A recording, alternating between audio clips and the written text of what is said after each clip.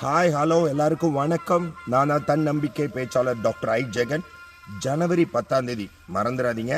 ஜனவரி 10 சாயங்காலம் 3 மணிக்கு தலைவாசல் நத்தக்கரையில் இருக்கக்கூடிய ஸ்ரீ வெங்கடேஸ்வரா மெட்ரிகுலேஷன் A1 ஸ்கூலில் சாயங்காலம் 3 மணிக்கு ஆனுவல் டே வேறு லெவலில் பெர்ஃபார்மன்ஸ் பண்ணுறதுக்கு ரெடி ஆகிட்டு இருக்கிறாங்க அங்கே இருக்கிற குழந்தைங்க எல்லாருமே.